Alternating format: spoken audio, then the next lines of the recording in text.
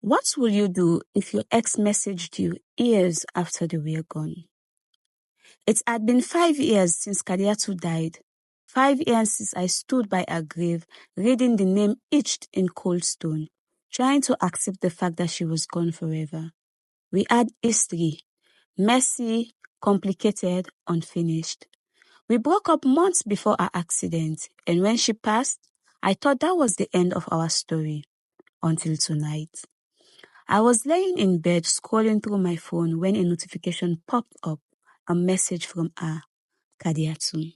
My breath itched, my hands went ice cold. It had to be a prank. Maybe someone hacked her account. Maybe. But when I opened the message, my heart nearly stopped. Did you forget about me? I sat up, my heart hammering. The profile picture was the same one she had before she died. The account, her old one. No updates, no activities in years. I clicked on her profile. My fingers trembled as I scrolled. Nothing had changed. No recent post, no new friends. Then another message appeared. I still remember our last conversation. Tears stung my eyes. Our last conversation had ended in anger. I had told her we were done, that I needed space. That night, she got into the car and never made it home.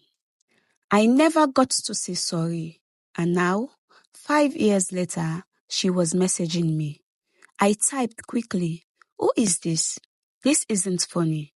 The reply was instant. "You always called me stubborn. You still don't believe it's me."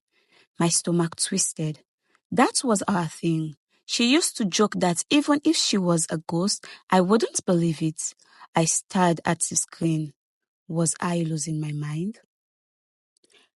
I needed proof. "If this is really you, prove it," I typed.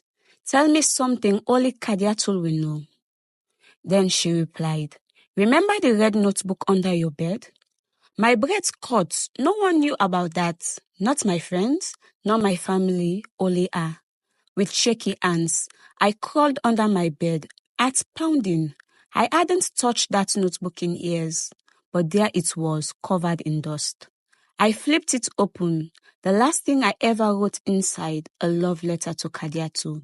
One I never had the courage to give her. My phone vibrated. She replied. I read it. I dropped the notebook. My entire body went cold. I couldn't breathe. My past was reaching out to me from the grave. "What do you want?" I typed with trembling fingers. Her reply was slow this time. "I just wanted to say, I forgive you."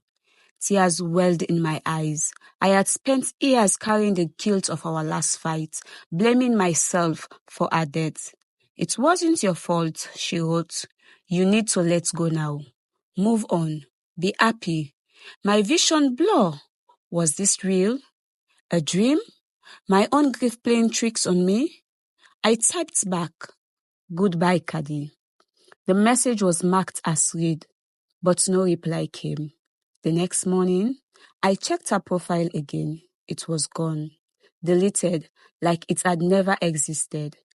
But the red notebook under my bed, it was real. And in that moment, I knew she had really been there. The question still remains. Will you reply to a message from the dead? Will you believe it, or will you be too afraid to answer? Let me know your thoughts in the comment section. Don't forget to like, hit the plus sign, and share for more stories.